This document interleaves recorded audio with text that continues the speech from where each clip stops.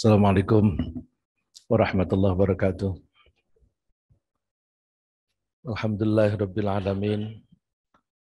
Wassalatu wassalamu ala asyrafil anbiya'i wal mursalin sayyidina wa maulana Muhammadin wa ala alihi wa sahbihi ajma'in.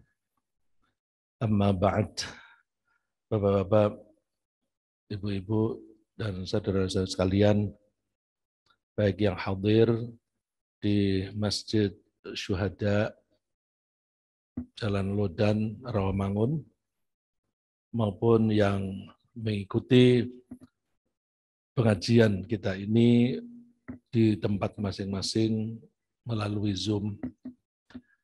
Alhamdulillah kita dipertemukan dalam keadaan sehat. Kita manfaatkan umur dan kesehatan kita ini untuk berusaha meningkatkan iman dan takwa kita dengan cara mempelajari firman-firman Allah dan pesan-pesan Nabi kita Muhammad sallallahu alaihi wasallam. Mari kita tundukkan hati kita rendahkan hati kita.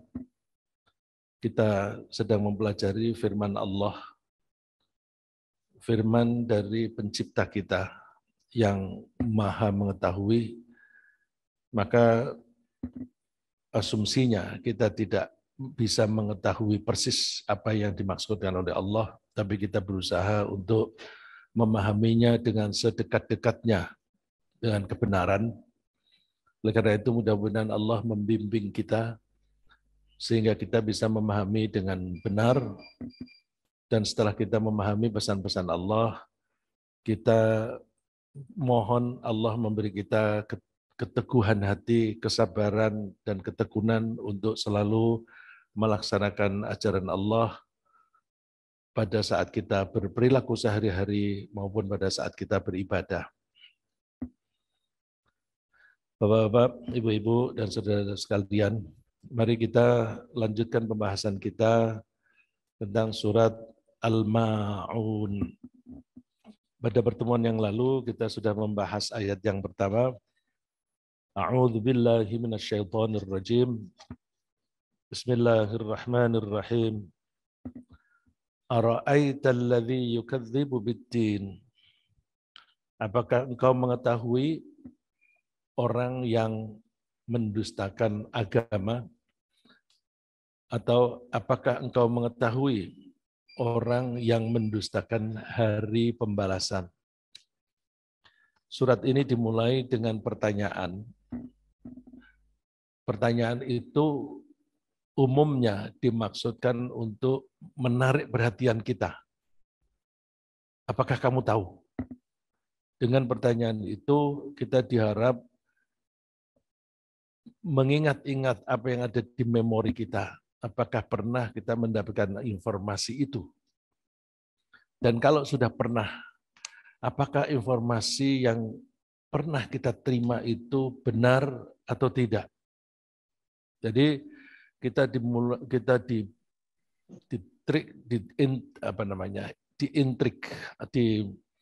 dibangkitkan keinginan tahu kita tentang orang yang mendustakan hari kebangkitan.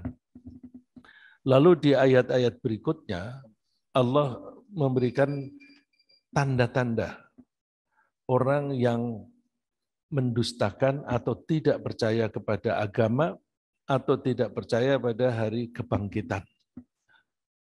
Tanda-tandanya apa? Tanda-tandanya itu ada di perilaku. Oleh karena itu kita ketika mengakui Allah sebagai Tuhan kita, jangan hanya di pikiran kita, jangan hanya di angan-angan kita. Karena pikiran kita, kepercayaan kita itu harus dibuktikan dengan perilaku.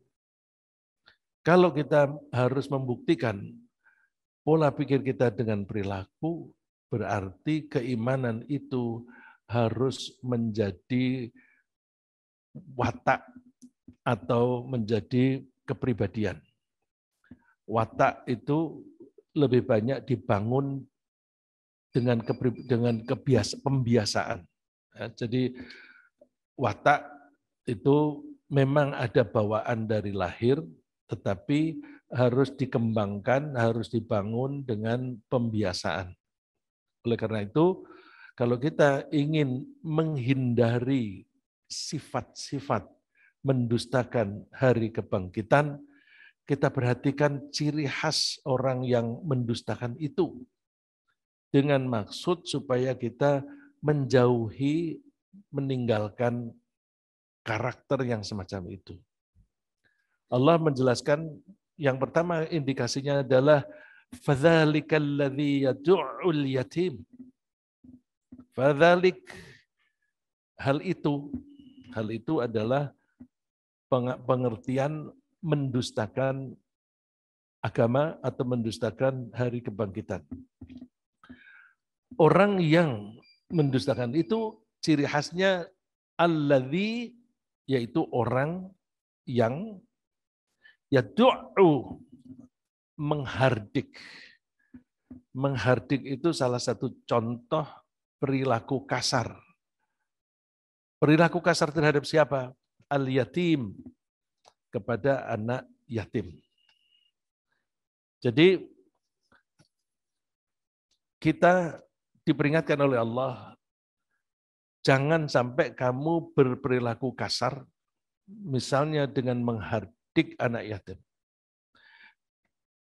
Perintahnya tentu kebalikannya. Ya. Jadi kalau Allah melarang menghardik, maka perintahnya adalah kebalikannya. Kebalikannya yaitu kita menyayangi dan memperlakukan anak yatim dengan baik. Lalu siapa yang namanya anak yatim? Kadang-kadang orang mengatakan ini asuhan kita, anak yatim. Sudah mahasiswa kelas 1 atau tingkat 1. Yang namanya yatim adalah seorang anak, baik lelaki maupun perempuan, yang ayahnya telah meninggal dunia.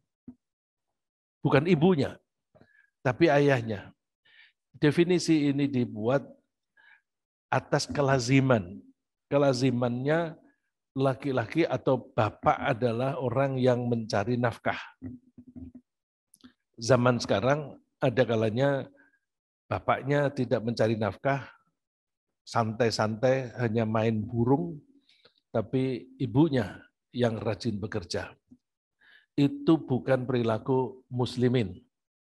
Perilaku muslimin melaksanakan ar-rijalu qawwamuna 'alan nisa. Ar-rijalu qawwamuna 'alan nisa itu konteksnya suami istri, bukan kepemimpinan dalam politik. Jadi kalau dulu ada kampanye bahwa pemimpin harus laki-laki dengan mengutip ayat ini, itu ayatnya benar, tapi penerapannya yang tidak pas. Karena yang dimaksud dengan ar-rijal di situ adalah laki-laki sebagai suami. Qawwamun, suami itu harus bisa mandiri dan bisa memberdayakan para istri. Ar-rijalu qawwamuna 'alan nisa. Nisa di situ wanita adalah para istri. Itu artinya suami wajib memberi nafkah kepada istri. Sehingga ada sahabat yang ingin menceraikan istrinya hanya karena tidak bisa memberi nafkah. Dan itu boleh-boleh saja karena tidak bisa menceraikan, tidak bisa memberi nafkah. Itu namanya suami yang bertanggung jawab. Tetapi Islam atau bimbingan Allah itu fleksibel. Jadi peraturan umumnya adalah suami atau bapak harus memberi nafkah kepada istri dan anak. Tapi kalau dalam keadaan kepepet, dalam keadaan tertentu, maka boleh istri memberi nafkah kepada suami, nilainya sedekah. Istri memberi belanja untuk rumah tangga itu sedekah. Kalau sedekah itu sukarela, maka tidak boleh ada suami yang memaksa istrinya bekerja untuk ikut berpartisipasi di dalam belanja. Memaksa, yang tidak boleh memaksa. Karena waktu itu istrinya Abdullah bin Mas'ud bertanya kepada Rasulullah SAW bahwa suaminya itu sedikit hartanya. Karena dia ikut perang, setelah perang selesai, dia tinggal di daerah itu untuk mendidik orang-orang setempat supaya mengenal Islam. Sehingga dia tidak punya harta yang cukup. Lalu istrinya namanya Zainab minta izin kepada Rasulullah untuk memberi uang atau harta kepada suaminya, supaya suaminya bisa memberi nafkah kepada keluarga. Jawaban Rasulullah, boleh, pahalanya 2. Pahala sedekah dan pahala mempererat atau menjaga keutuhan keluarga. Jadi kalau ada orang yang ingin menceraikan karena itu, secara hukum boleh, tetapi kita jangan berpikir hanya semata-mata karena hukum positif. Ya. Kita dalam kehidupan sehari-hari sampai sekarang kadang-kadang pakai hukum positif, kadang-kadang pakai hukum kekuasaan. Terhadap orang yang tidak disukai, hukum positif yang diberlakukan. Tapi terhadap orang kelompoknya sendiri, yang diberlakukan adalah hukum kekuasaan. Kecenderungan ini dari dulu sudah ada. Ya, sudah ada, sehingga pada waktu suatu saat ada seorang wanita yang berbuat dosa, yang melanggar peraturan hukum, dan dia dari kalangan yang berpengaruh, lalu mereka ingin lobby kepada Rasulullah SAW. Lobbynya melalui seorang pemuda yang disayangi oleh Rasulullah, yaitu Usamah bin Zaid.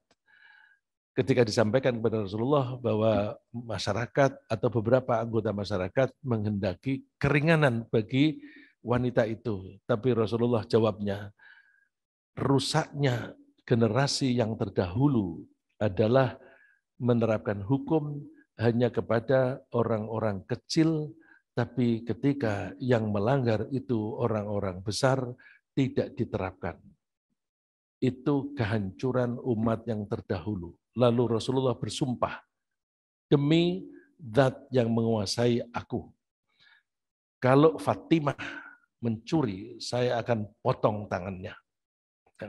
Kembali ke sini, bahwa anak yatim adalah anak yang ditinggal mati oleh bapaknya, karena bapak itu yang berkewajiban memberi nafkah. Sampai kapan? Dia dianggap sebagai anak yatim selama belum mencapai umur baligh. Jadi kalau sudah sampai umur baligh, bukan lagi anak yatim. Ya. Cuma tradisi kita di Indonesia, biasanya anak yang umur baligh itu belum bisa mandiri. Sehingga kita cenderung untuk terus merawat anak itu meskipun sudah baligh. Nah, cuma statusnya merawat anak itu bukan sebagai anak yatim, tapi sebagai anak yang tergolong du'afa. Nah, tergolong du'afa. Kapan baligh? Baligh itu artinya mencapai umur. Mencapai umur itu kalau laki-laki biasanya ditandai dengan mimpi basah. Kalau perempuan ditandai dengan haid. Itu masih muda sekali. Oleh karena itu, kita terutama masjid-masjid yang memberi santunan kepada anak yatim, biasanya diteruskan meskipun anak itu sudah masuk kuliah. Saya lanjutkan.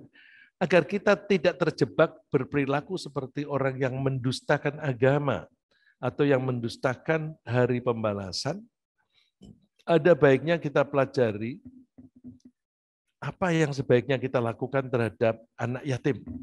Tadi saya katakan, menghardik anak yatim itu tidak boleh, atau memperlakukan anak yatim secara kasar tidak boleh. Kalau itu dilarang, maka yang diperintahkan adalah sebaliknya. Dan saya kira di forum kita ini, lebih baik kita memperbanyak pengetahuan tentang anjuran Allah dan anjuran Rasulullah, bagaimana seharusnya kita memperlakukan anak yatim. Mari kita lihat beberapa ayat yang menganjurkan kita untuk berperilaku baik terhadap anak yatim. Secara umum, kita harus memperlakukan anak yatim dengan baik. Secara umum. Nah, baik itu apa? Itu perlu dijabarkan lebih lanjut. Tapi di ayat ini, wa'budullaha wa la tusyriku bihi syai'aw wa bil walidaini ihsana wa bidzil qurba wal yatama wal masakin wal jari dzil qurba wal jaril junubi was sahibi bil jambi wa ibnis sabili wa ma malakat aymanukum. Perintah Allah di ayat ini hanya dua. Satu, mengabdi kepada Allah tanpa menyekutukannya. Yang kedua, berperilaku baik kepada sesama manusia. Cuma sesama manusia ini diberikan contoh oleh Allah yang menunjukkan prioritas, yaitu prioritas nomor satu kedua orang tua. Kalau secara tata bahasa, wabil walidaini ihsana. Ihsana ini isim masdar, nasab, dia maf'ul mutlak yang menggantikan fi'il. Jadi kalimat aslinya adalah wa ahsinu bil walidaini ihsana. Oleh karena itu terjemahannya ada dan berbuat baiklah. Kalau orang mempermasalahkan mana ada perintah berbuat baik, adanya adalah di maf'ul mutlak ihsana. Maf'ul mutlak bisa mengganti posisi fi'il. Yang dalam percakapan sehari-hari kita mengatakan syukron. Syukron itu masdar. Artinya apa? Ashkuruka. Aku berterima kasih kepadamu. Tapi ashkuru bisa diganti dengan isim masdar yang dibaca nasab menjadi syukron. Ya, jadi kita diperintahkan oleh Allah dua saja. Mengabdi kepada Allah tanpa menyekutukannya dan berbuat baik kepada masyarakat, terutama kedua orang tua, orang-orang yang dekat dengan kita, dan anak yatim. Anak yatim, orang miskin, tetangga yang dekat maupun yang jauh, kolega, dan ibnus sabil, anak jalanan, dan juga para budak. Di sini disebutkan mulai dari orang tua sampai budak. Berarti kita diperintahkan oleh Allah berperilaku baik kepada siapapun posisi dalam masyarakat itu, apapun itu harus kita berbuat baik. Kita biasanya hanya berbuat baik kepada orang yang kita takut kepadanya atau kita merasa kalah mulia dibanding dengan dia. Allah menganjurkan semua harus kamu perlakukan dengan baik dan termasuk prioritas di situ adalah al-yatama. Jadi secara umum begitu, lalu Rasulullah memberi motivasi kepada kita. Kafilul yatim, orang yang merawat, yang mengurusi anak yatim, fil jannati hakada. Rasulullah memberikan isyarat dengan dua jarinya. Jari telunjuk dan jari tengah. Wa asyara bis sababati wal wusta. Sababah itu jari telunjuk, wal wusta jari tengah. Wa farraja bainahuma syai'a, direnggangkan sedikit. Maksudnya bahwa ini kayaknya ada yang kurang. mohon maaf, di bagian depan, ana wa kafilul yatim, saya dan orang yang merawat anak yatim di surga itu seperti ini. Artinya dekat.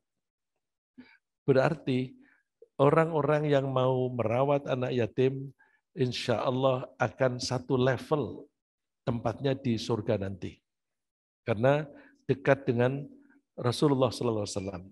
Jadi betapa indahnya agama kita harus selalu memperhatikan orang yang lebih lemah dari kita.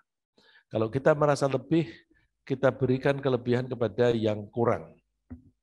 Ini sebenarnya mengikuti hukum alam yang dibuat oleh Allah. Allah menciptakan alam ini seimbang.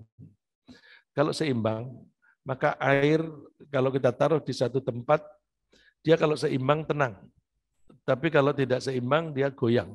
Goyang ini dalam rangka mencari keseimbangan baru.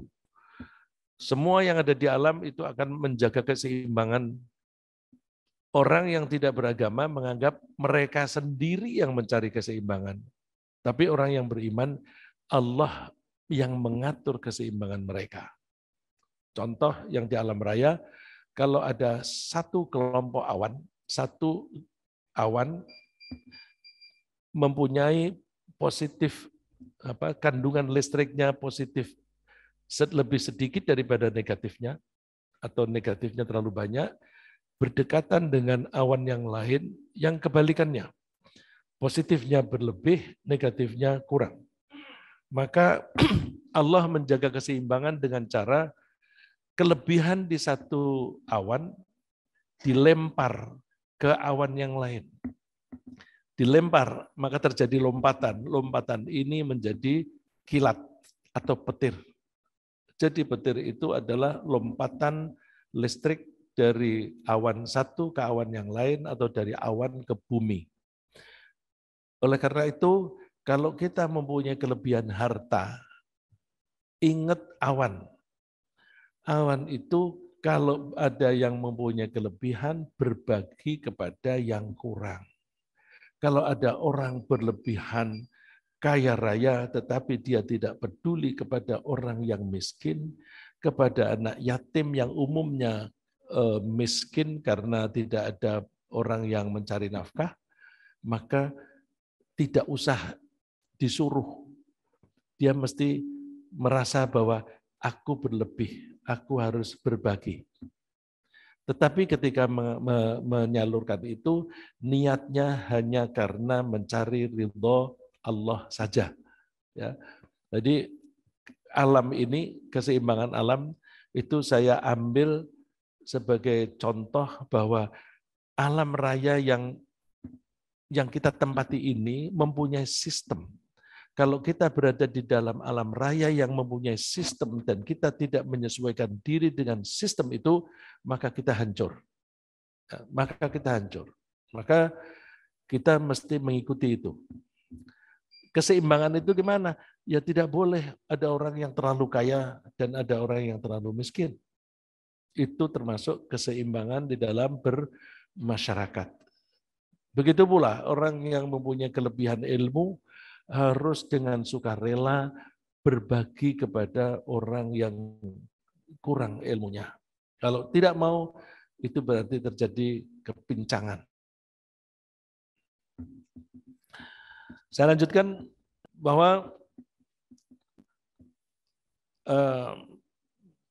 berbuat baik kepada anak yatim itu termasuk memberi makan. Memberi makan kepada anak yatim.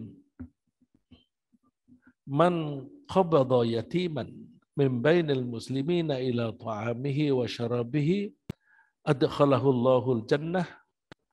Siapa yang memberi makan dan minum kepada anak yatim di antara kaum muslimin, maka Allah akan memasukkannya ke dalam surga, kecuali dia melakukan satu dosa yang tidak diampuni. Artinya, kalau ada orang yang mau peduli dengan konsumsi atau kebutuhan makan minumnya anak yatim, maka itu jaminan masuk surga. Yang menghalang-halangi hanya dosa yang tidak bisa diampuni. Apa itu? Yaitu musyrik. Selama dia tidak musyrik, insya Allah dia masuk surga. Dan alhamdulillah kesadaran kita terutama jamaah Masjid Syuhada cukup baik terhadap anak yatim dengan bukti statistik bahwa di kotak kita itu ada untuk anak yatim, ada untuk masjid dan sebagainya. Kalau dibuka pasti jumlah yang paling banyak adalah yang untuk anak yatim. Ya, dan itu insya Allah menunjukkan bahwa jamaah Masjid Syuhada sudah memperhatikan ini. Tetapi jamaah majelis kita ini tidak hanya diikuti oleh orang yang ada di Masjid Syuhada, tapi juga orang-orang yang di luar sana. Jadi mudah-mudahan kita bisa mencontoh jamaah Masjid Syuhada, tapi tetap di antara jamaah Masjid Syuhada ada yang kurang memperhatikan. Ya. Jadi rajin-rajinlah kita untuk memberi santunan kepada anak-anak yatim. Kemudian Allah juga menyuruh kita untuk mengurusi anak yatim secara adil. Secara adil maksudnya gimana? Kalau kita mempunyai anak sendiri dan anak yatim yang ikut kita, maka kita juga harus memperlakukan dengan adil antara anak kita dan anak yatim. Tidak membeda-bedakan supaya anak itu mendapatkan kasih sayang. Idealnya dalam Islam, kalau ada anak itu yatim, maka dia dirawat oleh saudaranya atau kerabatnya yang mampu. Jadi tidak usah dikirim ke panti asuhan. Tidak usah dikirim ke panti asuhan. Jadi dengan begitu dalam Islam sebenarnya tidak ada konsep panti asuhan. Karena begitu ada anak yatim, maka anak itu ikut kepada keluarga. Kenapa begitu? Karena anak itu bukan hanya butuh makan, tetapi juga butuh kasih sayang. Kalau kita taruh di panti asuhan, ya kalau ada orang yang menyayangi dengan baik. Kalau tidak ada, maka potensinya anak itu akan menjadi anak nakal. Atau bahkan kalau yang mengasuh anak yatim itu orang-orang yang mempunyai kepentingan lain, misalnya dididik secara agama lain, atau dididik untuk hal-hal yang menjauhkan dari agama, maka itu juga riskan. Tetapi kenapa ada lembaga-lembaga atau organisasi Islam membuat panti asuhan? Itu terpaksa. Nah, keterpaksaan itu menunjukkan bahwa kesadaran kita tentang merawat anak yatim itu masih kurang. Sehingga ada di antara kita yang merasa ini kalau tidak kita urusi, anak ini keleleran. Ya. Tentu yang baik, anak yatim itu tetap mengikuti orang tuanya, yaitu ibunya. Maka yang kita lakukan seperti di Masjid Syuhada misalnya, kita memberi santunan kepada keluarganya agar ibunya bisa memberi kecukupan kepada anak. Dengan maksud supaya anak itu tetap memperoleh kasih sayang yang cukup dari orang tuanya. Nah, wa ma taf'alu min khairin fa innallaha kana bihi alima. Kita tidak usah khawatir, apapun kebaikan yang kita lakukan terhadap anak yatim itu pasti diperhitungkan oleh Allah, pasti direken. Nah, kalau ada anak yatim yang mempunyai harta bagaimana? Hati-hati, kita tidak boleh mengambil harta anak yatim. Anak yatim, yang namanya yatim itu kan sebelum baligh. Bahkan banyak anak yatim itu yang umurnya baru 1-2 tahun. Belum tahu harta. Maka kita yang perlu hati-hati adalah saat membagi waris. Yang berpotensi untuk melanggar ini, wala taqrabu malal yatim, jangan kamu mendekati harta anak yatim, ini justru keluarga sendiri. Ya. Allah melarangnya itu tidak hanya jangan makan harta anak yatim, tapi jangan mendekati. Jadi Allah menganjurkan kita berhati-hati memperlakukan harta anak yatim. Kalau toh kita itu mengelola harta anak yatim, mesti billati hiya ahsan, dengan cara yang paling bagus, hatta yablughu asyuddah, sampai anak itu mencapai umur baligh. Nah, ini sebagai dalil bahwa anak yatim itu batasannya sampai umur baligh. Hatta yablughu asyuddah. Saya tadi mengatakan bahwa orang yang paling berpotensi untuk memakan harta anak yatim justru keluarganya sendiri. Di antara keluarganya sendiri, justru yang paling besar kemungkinannya memakan harta anak yatim itu ibunya sendiri. Bagaimana bisa begitu? Begitu seseorang laki-laki yang punya istri dan anak itu meninggal, maka harta itu setelah dikurangi membayar hutang dan memenuhi wasiatnya, maka harta itu menjadi milik ahli waris. Kalau ada anak yatim, maka anak yatim itu berhak memperoleh bagiannya. Kalau waris tidak segera dibagi, padahal di situ ada anak yatim, maka ada kemungkinan harta yang ditinggalkan itu makin hari makin habis. Siapa yang menghabiskan? Ibunya sendiri. Maka kita harus hati-hati, begitu seseorang meninggal, cepat-cepat dibagi waris. Jangan ada anggapan bahwa nggak enak, masih ada ibu, kok dibagi. Enggak, ini hak itu harus cepat-cepat dibagi, supaya jangan ada siapapun mengambil hak orang lain. Kalau kebetulan hak itu adalah milik anak yatim, maka harta milik anak itu harus dijaga, jangan sampai dikurangi.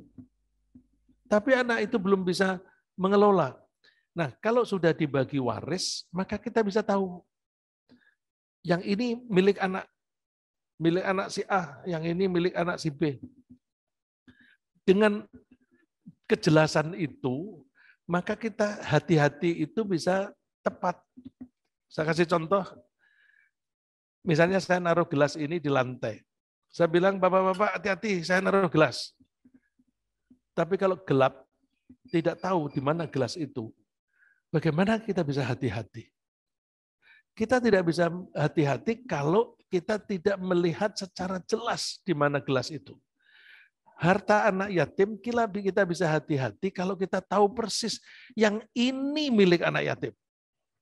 Nah, kalau kita tahu, maka kita bisa hati-hati dengan harta itu.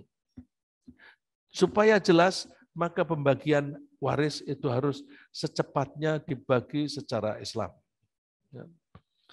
Banyak keluarga yang menjadi berantakan gara-gara waris tidak segera dibagi.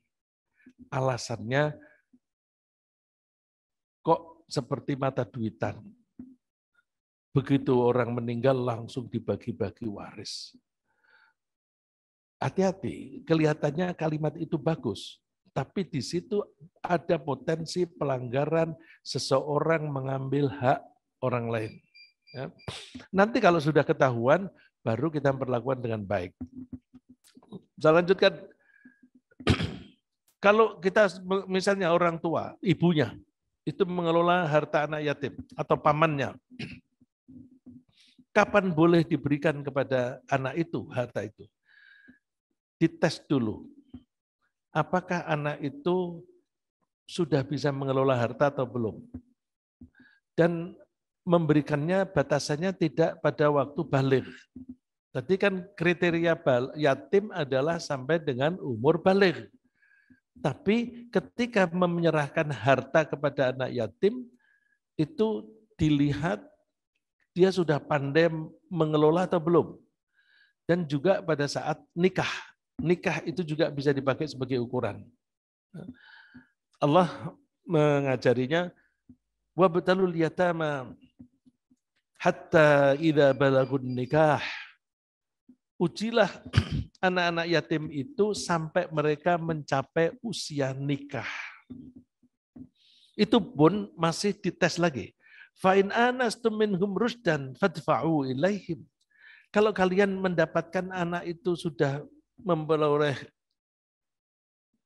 kebijaksanaan, kemampuan untuk mengelola harta, fadfa'u ilaihim amwalahum. Serahkan harta mereka. Wala ta'kuluha israfa wa bidaran ayyakbaru. Jangan kamu makan harta anak yatim itu secara berlebihan sampai mereka besar.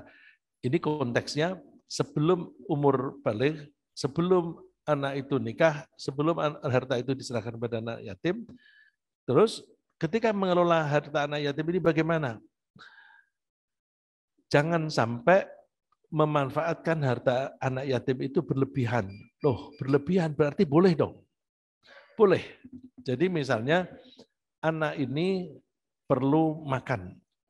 Maka kalau orang tua ibunya ini miskin, dia boleh mengelola harta anak ini. Dan bahkan kalau dia mengambil upah untuk mengelola ini, misalnya memasaknya, dia mengambil upah ikut makan di situ, boleh. Tapi jangan berlebihan. Yang wajar, ya, yang wajar. Kalau waman kana ghaniya, kalau yang mengelola itu orang yang kaya, lebih baik falyasta'fif, jangan sentuh. Waman kana faqiran falyakul bil ma'ruf. Tapi kalau yang mengelola anak itu orang fakir, maka boleh dia makan dari situ dengan cara yang ma'ruf. Ya, jadi boleh ibu yang merawat anaknya sendiri, yatim, terus kemudian dia tidak punya penghasilan yang cukup, lalu dia mengambil dari harta anak yatim, harta warisannya dikelola. Mengelolanya antara lain adalah memasakkan anak itu. Lalu dia makan dari situ, boleh, asal tidak berlebihan. Tapi kalau dia kecukupan, jangan. Lalu bagaimana? Boleh nggak dicampur? Boleh. Jadi misalnya ibu mempunyai jatah sendiri, punya beras sendiri, anak punya beras. Ketika masak, boleh dicampur. Karena dulu ada orang yang mempelajari ini, wala taqrabu malal yatim, jangan kamu dekati harta anak yatim, lalu mereka tidak berani mencampur. Lalu mereka mengeluh kepada Rasulullah. Rasulullah sulit, karena anak ini kadang-kadang mau makan, kadang-kadang tidak. Kadang-kadang makannya banyak, kadang-kadang sedikit. Kami masak dipisah. Dan kami tidak berani makan punya anak yatim. Akibatnya kadang-kadang sisa. Kemudian busuk. Nah, lalu turun ajaran, boleh kamu campur. Ya, boleh kamu campur, kadang-kadang kamu makan bagian dari dia, kadang-kadang dia makan dari kamu. Tapi harus dengan cara yang bijaksana. Tadi di bagian akhir, فَإِذَا دَفَعْتُمْ إِلَيْهِمْ أَمْوَالَهُمْ فَأَشْهِدُوا عَلَيْهِمْ. Kalau kalian sudah pada waktunya menyerahkan harta anak yatim itu kepada mereka, maka panggillah saksi. Sehingga tidak ada dispute, tidak ada perselisihan. Wa kafa billahi hasiba, Allah cukuplah bagi kita sebagai yang selalu membuat perhitungan pada kita dengan mengawasinya. Oh, ada pertanyaan. Silakan.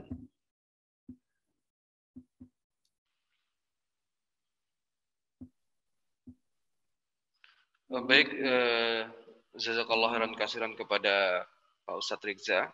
Jadi syuruk di 5.47 masih ada 8 menit dan ada nanti waktu cukup panjang untuk bertanya. Kepada bapak-bapak atau ibu yang hadir di masjid maupun online, silahkan bertanya. Kami mulai dari pertanyaan yang di online. Ini dari Pak Juswil Taha ini. Bentar di atas. Syekh Rizza, kalau anak-anak yang dibuang orang tuanya masuk kategori apa? Karena berpotensi diambil orang kafir dan anak-anak tersebut bisa jadi murtad. Anak-anak yang dibuang oleh orang tuanya, dia bisa jadi bukan anak yatim, tetapi nasibnya seperti anak yatim. Jadi maka memperlakukannya kita anggap saja seperti anak yatim. Ya. Meskipun hakikatnya dia bukan anak yatim. Karena realitanya anak itu tidak ada tempat bergantung. Padahal anak itu belum bisa mandiri. Ya, jadi status hukumnya dia bukan anak yatim, tapi kewajiban kita memperlakukan dia seperti anak yatim. Kalau toh bukan anak yatim, adalah dia anak miskin. Jadi kita bisa merawat dia sebagai anak miskin yang perlu pertolongan. Silakan. Baik, yang selanjutnya ada dari Ibu Tina. Assalamualaikum Pak Ustadz, izin bertanya. Kalau seorang bapak mengalami suatu kondisi yang membuat dia tidak mampu memberi nafkah kepada anak-anaknya, seperti sakit parah, cacat, sakit jiwa, dan sebagainya, apakah anak-anaknya wajib kita perlakukan seperti anak-anak yatim? Tentu karena mereka bukan anak yatim, kita tidak lalu menganggap mereka anak yatim. Sebenarnya kasusnya seperti tadi. Maka kita memasukkan keluarga itu sebagai keluarga du'afa. Du'afa itu bisa fakir, bisa miskin. Definisi fakir miskin itu tidak begitu tidak begitu solid, dalam arti bahwa ulama itu suka berbeda pendapat dalam hal definisi itu.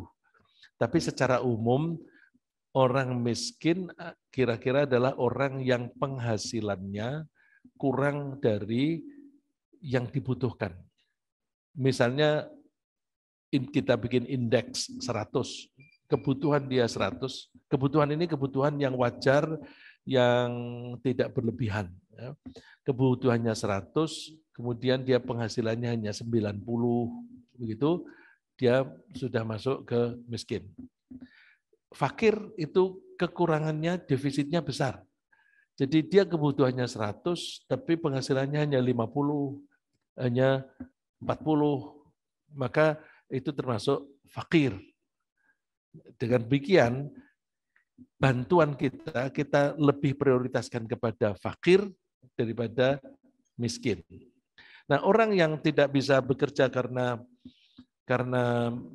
sakit atau karena lumpuh atau karena suatu apapun, maka keluarga itu kita masukkan ke dalam fakir atau miskin. Dan itu termasuk yang diperintahkan oleh Allah tadi. Wa'budullaha wa la tusyriku bihi syai'an wa bil walidaini ihsana, dan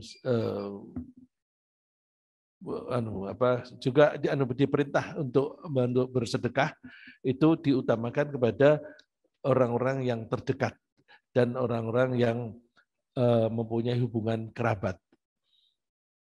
Tetangga juga begitu. Ya, jadi orang yang fakir dapat prioritas lebih daripada miskin, kemudian orang yang lebih dekat mendapatkan prioritas daripada orang yang jauh. Baik, sebelum kami bacakan lagi yang di pertanyaan online, Bapak-bapak atau saudaraku yang hadir di masjid ini, apakah ada pertanyaan? Silakan.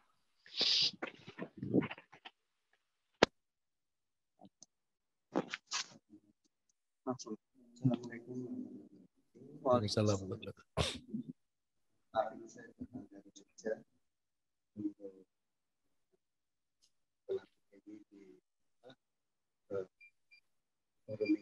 Ini pertanyaan saya spesifik saja tadi, bahwa setelah ada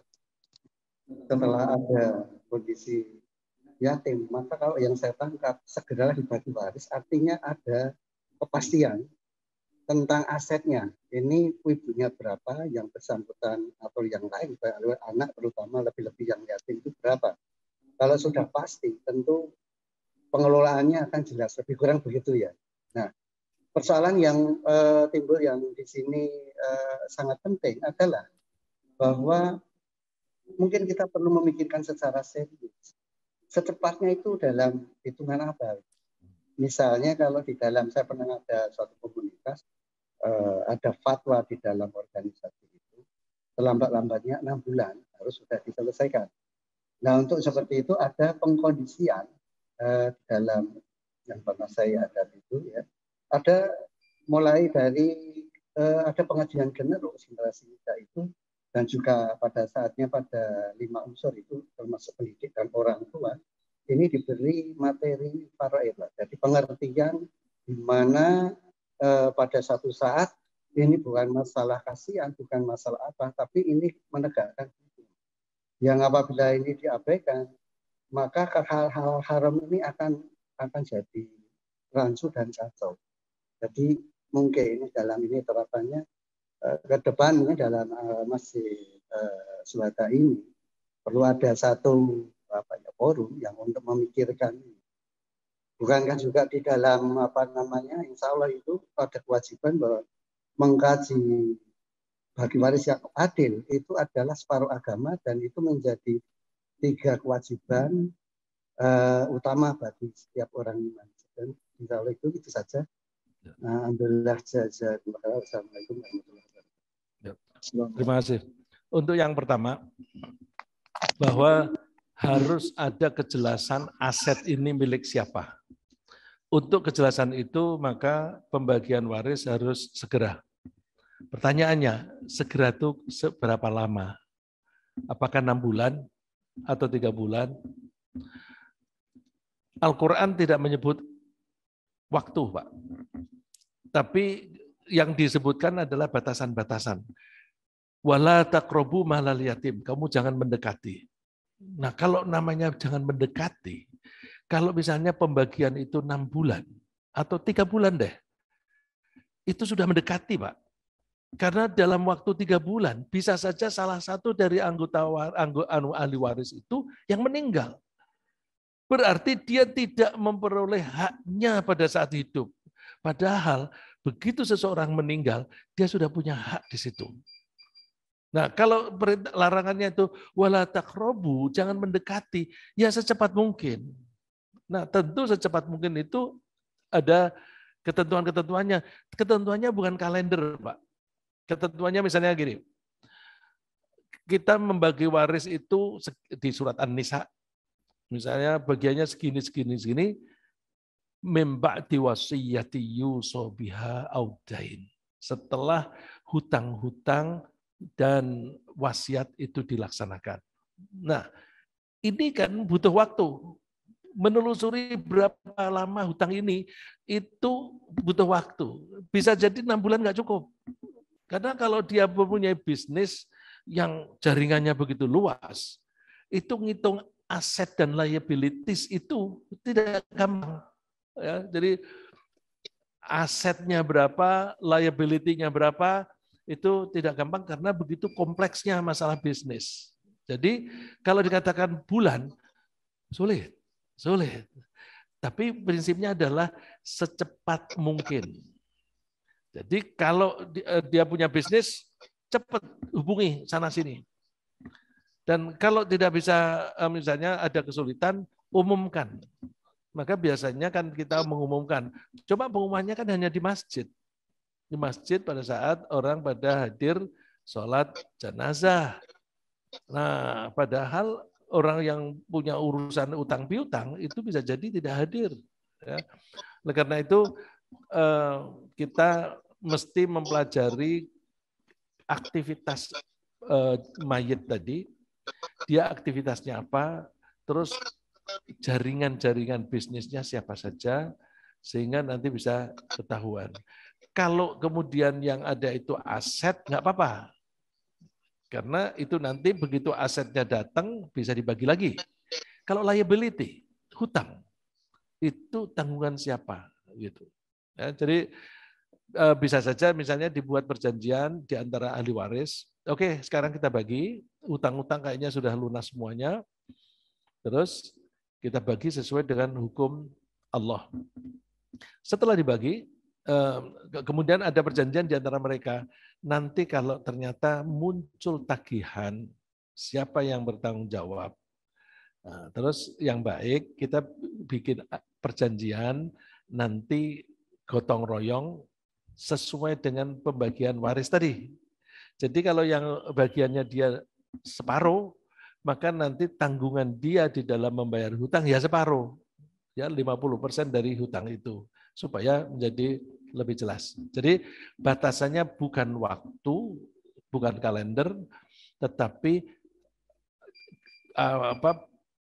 aturan-aturan itu jangan sampai ada yang dilanggar.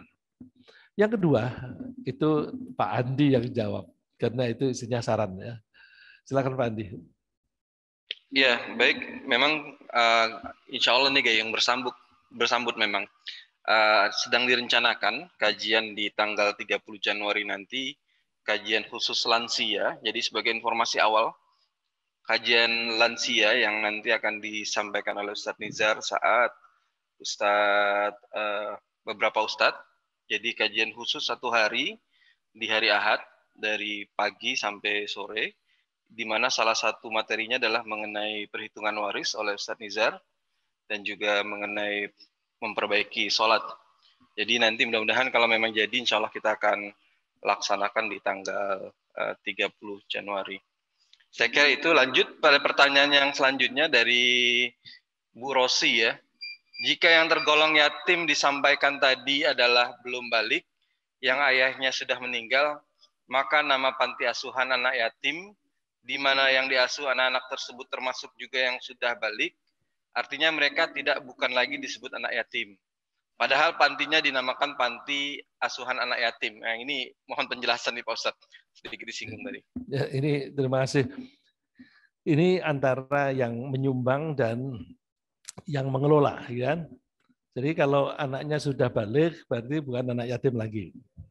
Tapi tadi saya sebutkan tradisi di Indonesia itu anak yang sudah balik itu biasanya belum mandiri. Oleh karena itu dia tidak lagi disebut anak yatim, tapi belum bisa mandiri. Secara ekonomi dia masih harus dibantu. Nah, bantuan itu tidak lagi untuk anak yatim, tetapi untuk anak miskin. Nah, ini kesulitannya di pengelola. Pengelola ini mesti memisahkan. Kalau ada orang bersedekah, ditanya, ini untuk yatim atau untuk miskin. Yang baik begitu. Tapi biasanya pengelola anak yatim itu tidak serinci itu. Ya. Kalau saya suka dititipi zakat atau sedekah oleh teman-teman. Saya suka tanya, ini zakat atau bukan? Zakat atau sedekah? Nah, kalau zakat, saya salurkan kepada orang-orang yang termasuk 8 asnaf di surat 9 ayat 60. Tapi kalau dia sedekah, saya minta izin, boleh enggak saya salurkan sebagian untuk ini termasuk pesantren. Ya. Jadi kalau dia bilang zakat, terus saya mesti mengalokasikan seperti itu. Malah kadang-kadang ada orang suka kalau bulan puasa, saya dapat amplop yang tebel, Pak, ini untuk Bapak. Loh, duit apa ini? Zakat. Saya bilang, saya tidak berhak menerima zakat. Terus tapi saya ingin memberi ustadz. Ya beri ustadz yang berhak. Saya ustadz tapi tidak berhak menerima zakat. Saya tidak termasuk yang kelompok 8 itu. Nah, tapi aku kepengen beri ustadz. Ya jangan saya. Kalau kamu mau menyerahkan pada saya, titip boleh. Oh ya kalau begitu titip. Nah kalau titip saya tawarkan ini. Ini ada Pak teman yang nitip zakat, Masya Allah. Nitipnya 50 juta Pak. 50 juta, lalu terus istri saya yang bikin exercise.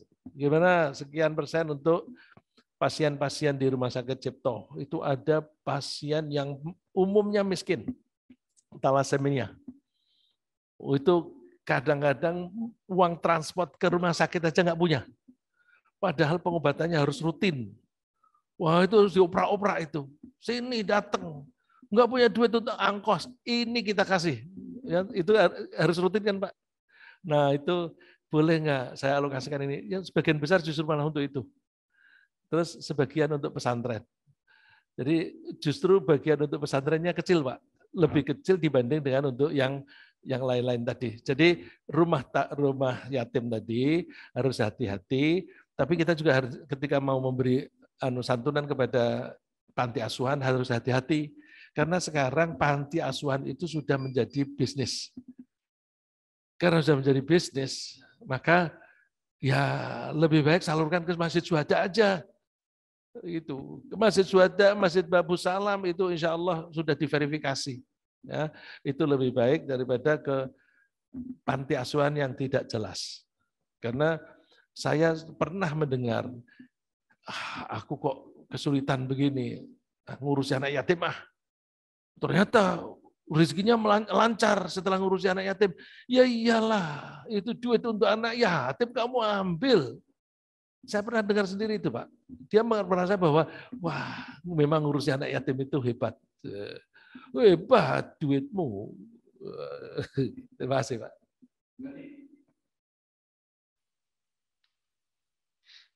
Saya langsung bacakan dua, Pak Rizza, ya, mengingat waktunya juga. Yang pertama dari Ibu Asih. Assalamualaikum Pak Ustadz, uang bela sungkawa apakah sama dengan warisan? Lalu yang kedua dari Pak Ahmad Murfian.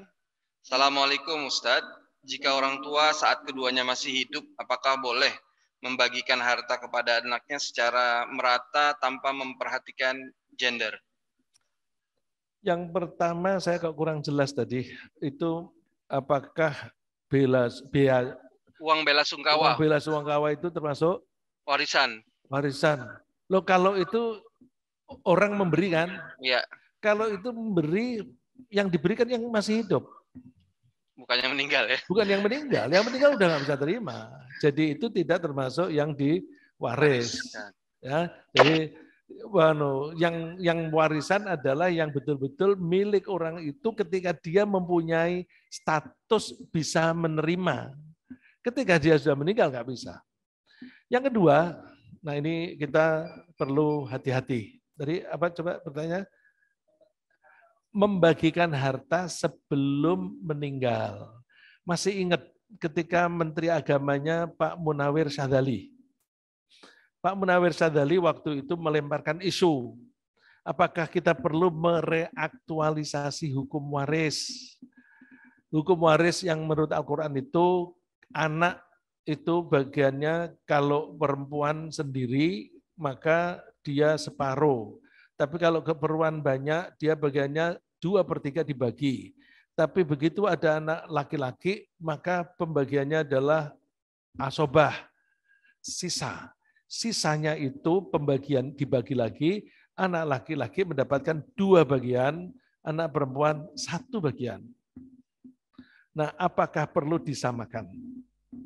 Begitu dilontarkan begitu, banyak orang maki-maki Menteri Agama. Ini Menteri Agama udah menyimpang. Pak Munawirnya diem. Udah polemik macam-macam. Satu saat dia mengumpulkan ulama di kampus IAIN, waktu itu IAIN. Saya sebagai wartawan mendengar, aku ingin tahu. Sampai di sana, wartawan boleh duduk di pojok. Dia pesan, tolong jangan ditulis. Mendengarkan boleh, tapi jangan ditulis. Dia bilang, saat itu Menteri Agama atau Departemen Agama sedang mengkompilasi hukum Islam. Ada 4. Salah satu diantaranya adalah hukum waris. Dia bilang, saya lontarkan isu itu karena saya melihat fenomena di masyarakat seperti Pak Hendi sebutkan tadi. Ini Pak Hendi ini dokter gigi dari Jogja. Kebetulan pas ada di sini ikut hadir. Terima kasih Pak Hendi. Ya, ada fenomena di masyarakat, kalau nanti aku sudah mati, maka pembagiannya laki-laki dapat 2, perempuan dapat 1. Padahal nyatanya anakku yang perempuan justru yang miskin. Bagiannya sedikit. Maka saya bagi sebelum aku mati. Mumpung aku masih hidup dibagi rata. Menurut Pak Munawir, itu menipu Tuhan. Itu menipu Tuhan.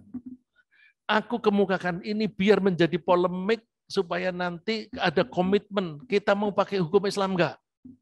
Kalau kita tidak pakai Quran, itu bukan hukum Islam. Jadi kalau tadi ada usulan supaya dibagi rata atau sebelum mati, itu dia menghindari hukum Islam dan itu dosa. Dan ngerinya Pak, dia menyebut nama orang-orang yang membagi harta sebelum meninggal, itu tokoh-tokoh ulama. Dia sebut nama. Masya Allah. Kok ulama kita seperti ini? Ya, saya tidak menyebut nama. Dia menyebut nama waktu itu. Saya ngeri mendengarnya. Masya Allah. Ada ulama yang menjabat di pemerintahan, jabatan tinggi. Ada yang menjabat di organisasi Islam yang besar. Hancur kita. Lalu terus Pak Munawir bilang, oke, kalau begitu kita sepakat. Kompilasi harus ditaati. Itu berlaku sebagai hukum positif. Jadi ternyata kalau orang melontarkan isu begitu belum tentu jahat. Maksudnya baik. Jadi alhamdulillah, tapi orang sudah terlanjur ngata-ngatain Pak Munawir waktu itu. Apalagi latar belakangnya dia diangkat Menteri Agama, dia bukan orang santri, tapi dia diplomat. Nah, dia orang Deplu yang dulu waktu bikin disertasi mengenai apakah ada hukum Islam dalam pemerintahan gitu. Itu dia bikin bahwa dalam Quran dan hadis tidak ada spesifik tentang bentuk pemerintahan. Ya, apa kerajaan, apa republik dan sebagainya itu tidak ada. Nah, terus dia diangkat jadi menteri. Nah, terus orang kan berasumsi pantesan dia ngomongnya begitu, tapi ternyata dalam hal waris ini dia baik, Pak. Ya, jadi jangan menghindari hukum Allah. Allah Maha Tahu. Allah Maha Tahu. Kalau mau bagi lebih baik ya wasiatnya itu wasiat nanti bagi sesuai dengan hukum Islam. Itu. Jadi kalau wasiat ya seperti apa adanya, jangan menyimpang. Kalau wasiatnya menyimpang, tidak boleh dilaksanakan. Jadi misalnya, aku kalau nanti mati, pembagian dibikin rata ya, laki-laki dan perempuan sama. Tidak boleh dilaksanakan. Karena wasiat itu hanya boleh dilaksanakan bila sesuai dengan hukumnya Allah. Begitu berbeda, tidak boleh dilaksanakan. Terus kalau ada orang mengatakan tidak adil, iman orang itu terganggu. Kalau dia mengatakan Allah itu tidak adil, berarti dia tidak menganggap Allah Maha Suci. Kalau kita mengatakan Subhanallah, Allah Maha Suci dari dua hal. Dari sekutu dan dari kekurangan. Kalau dia menganggap Allah tidak adil, berarti Allah kurang adil, kurang bijaksana, kurang cerdas. Itu imannya bermasalah. Jadi jangan pernah mengotak-atik. Itu sudah adil. Bagaimana kita melihat adilnya? Kalau anak laki-laki mendapatkan warisan, harta itu bukan untuk dia sendiri. Laki-laki itu kan suami atau bapak. Dia begitu dapat harta dari manapun, dia bagi sebagai nafkah kepada keluarganya. Tapi wanita, begitu dapat, itu milik dia pribadi. Kalau dia itu sudah menjadi istri, dia kan sudah dapat nafkah dari suami. Ngapain dia dapat warisan banyak-banyak? Jadi keadilan Allah itu di situ. Tapi banyak orang tidak memahami keadilan, adil hanya angka. Tidak, adil itu tidak hanya angka, tetapi kebutuhan dan ketersediaan. Saya kira begitu, Pak. Baik, jazakallah khairan katsiran karena waktunya juga sudah pukul 6:04. Ada sebagian dari jamaah kita yang ingin melaksanakan sholat isyraq, terutama yang di masjid. Ucapkan terima kasih kepada Ustadz, kepada para hadirin yang di masjid maupun yang di online. Kita tutup. Subhanakallahumma wa bihamdika, asyhadu an la ilaha illa anta, astaghfiruka wa atubu ilaik. Assalamualaikum warahmatullahi wabarakatuh. Waalaikumsalam Waalaikumsalam warahmatullahi wabarakatuh. Terima kasih. Terima kasih Pak Andi. Ustaz.